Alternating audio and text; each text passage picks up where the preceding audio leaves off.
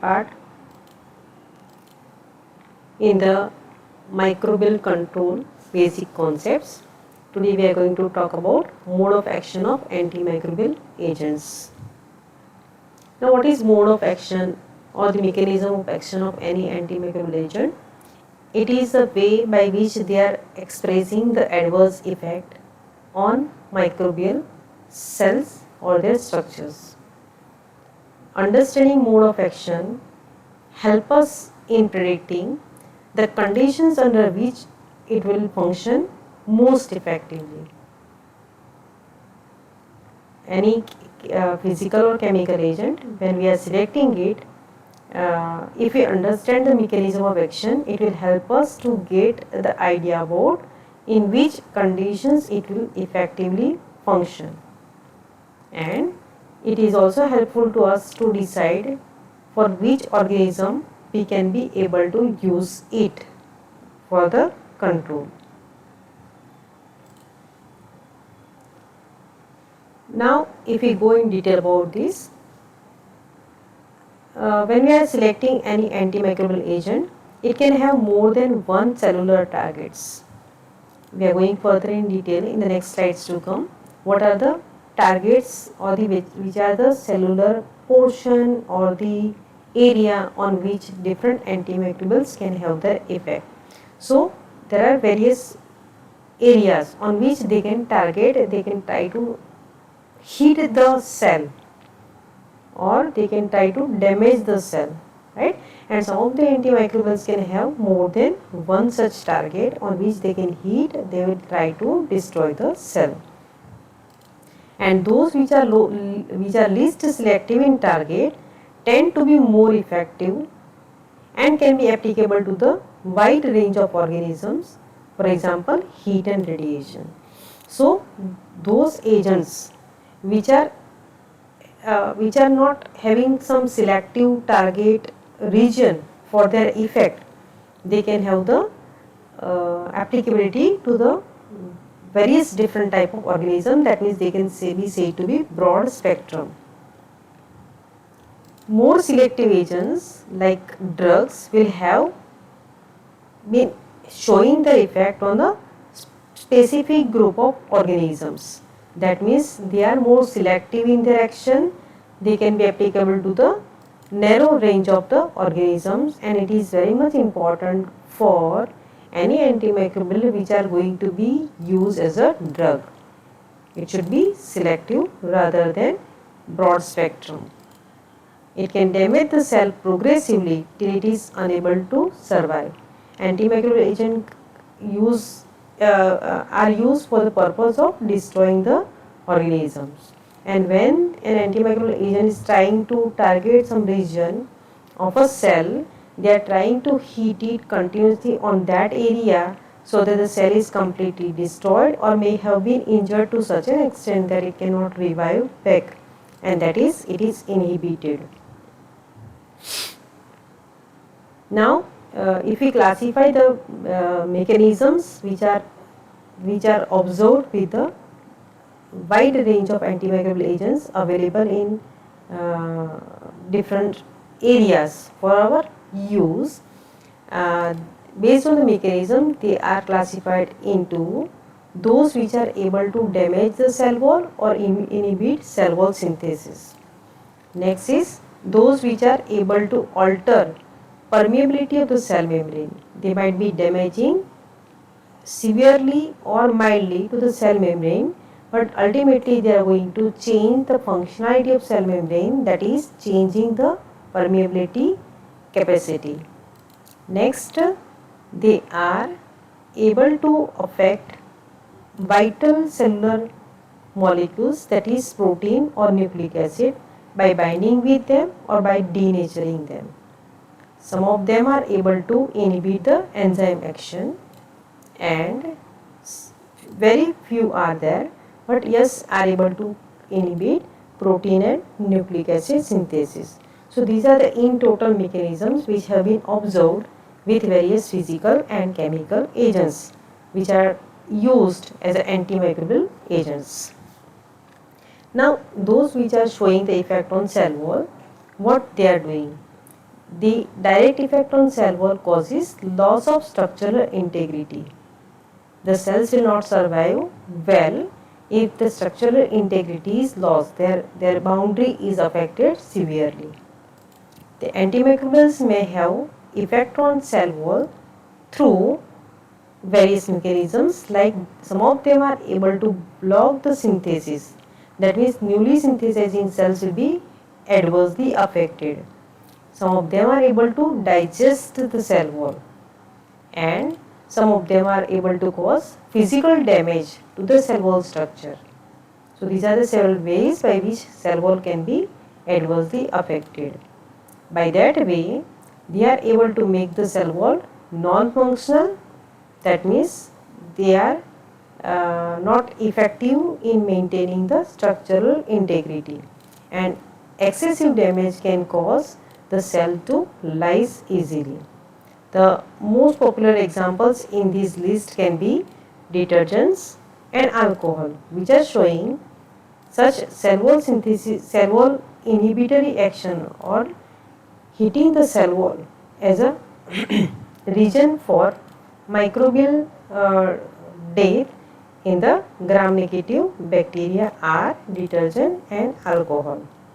High temperature also is reported to cause high structural damage to the cell wall.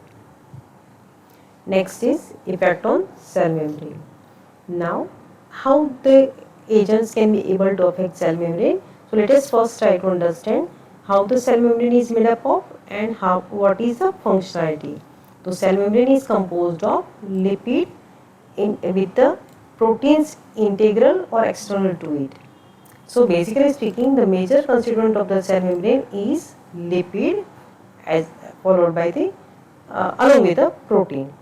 So most viruses and the most microbes are having the lipidaceous membrane, and some of the viruses are also which are said to be enveloped virus, also having the good amount of lipid in their envelope structure, are liable to be destroyed by the agents which are affecting the lipidaceous part or protein part of the membrane. Now, what is the role of the cell membrane? That it has to maintain the permeability. It decides which material will cross this barrier or cross this wall to enter the cell or to exit the cell. So, which is very important for the transport of the nutrient and waste product across the cytoplasm and the environment. And loss of integrity or the loss of structure of cell membrane will result in death of a cell. And this is observed by the way of use of surfactant, which are acting as a lipid solvent. Similarly, the alcohols are also reported to act as a lipid solvent. Both of them are able to create some leaky areas or some pores in the cell membrane integral structure, so that the material can come out of the can leak out of the cytoplasm, will result in the death of a cell. High temperatures is also reported to have the drastic change in the cellular permeability by affecting the cell membrane structure. Now, agents affecting protein synthesis or their structure. Some of the agents are such that they are able to affect the synthesis of the protein, and there are some agents which are affecting the structure and thus the function of the protein. Now, as we know that the proteins are playing very important role with respect to structure of any cell, and the enzymes which are majorly protein are also crucial to the survival of a cell in the form of various metabolic processes. They are acting as a activator, or they are acting as the factors responsible for the metabolic reactions to take place. So they are highly essential for any cell survival. As I mentioned earlier, that there are some of the agents which are able to prevent the synthesis of the protein, and they are generally reported to be drugs or the synthetic chemicals or antibiotic by nature, but they are affecting the process called as translation, which is occurring on the ribosome, and they are binding the ribosomes, either small fraction of the ribosome or the larger factor of the ribosome, and they are able to inhibit the protein synthesis. And once the protein synthesis is affected, the cell cannot grow or cell cannot perform the maintenance role. And in addition to this, some of the antimicrobial agents are reported to affect the structure. That means they are either reversibly affecting the structure, or might be the damage is so high that the structure is lost irreversibly, and the process is called as denaturation. Right? Denaturation of the protein can result in loss of structural integrity of that particular area, and inhibition, the enzyme denaturation can causes inhibition of their activity, and that's why cellular metabolism will be affected to such an extent that cell will be either inhibited or may be killed. The examples of the agents which can cause this effect include aldehydes, alcohol, and heavy metals.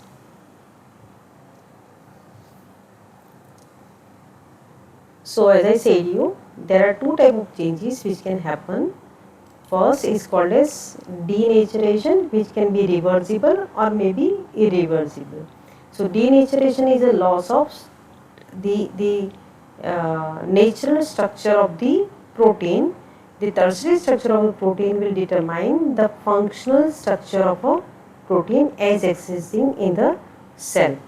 So any change in the structure, tertiary structure of the protein, will result in loss of functionality.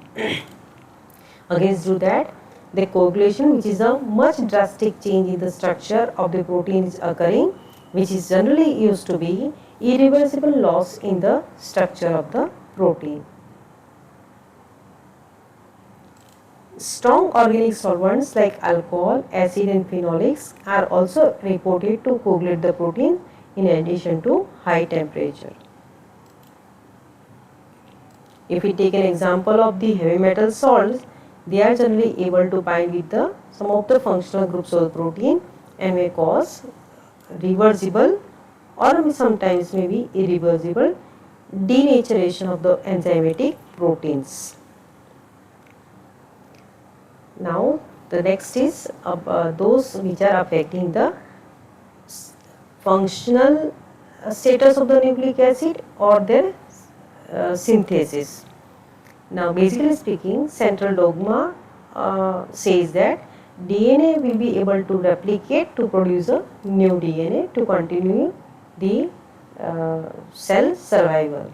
When DNA is undergoing transcription, the process is through the transcription process, RNA synthesis is taking place, which is responsible for the synthesis of protein through the process of translation.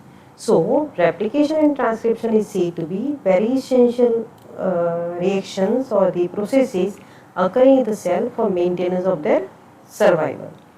The agents which are which are able to affect any of this process can result in cellular inhibition or death. If we take an example, the most crucial among these examples is radiation. Radiation is affecting both the ways by inhibiting this DNA replication or the transcription process, and some of the high potential radiations which are called as ionizing radiation are also reported to cause drastic structural change in DNA, which is an irreparable type, and that is leading to cellular death. So if the radiation is causing a mild type of mutation, it can be reversible, and the organism will be inhibited for temporary time period. But if mutation is to a great extent, it can lead to lethality for that particular cell. Among the chemical agents, formaldehyde and ethylene oxide are also reported to interfere with the functionality of the DNA and RNA. So these are some of the mechanisms of antimicrobial agents on cellular entities. The couple of slides will also I have prepared to make you understand the different physical and chemical agents which can be broadly classified under several mode of action categories. Like moisture is able to cause cellular death by degradation of nucleic acid, denaturation of enzyme and other essential proteins, and also reported to cause disruption of the cell membrane. Dry heat is majorly killing the cells by initially starting the problem with denaturation of the protein, but ultimately the high temperature causes oxidation of the all cellular constituents. Filtration is just a mechanical removal method. It is helping to filter out the organisms which are larger than the size of the pore size of a filter.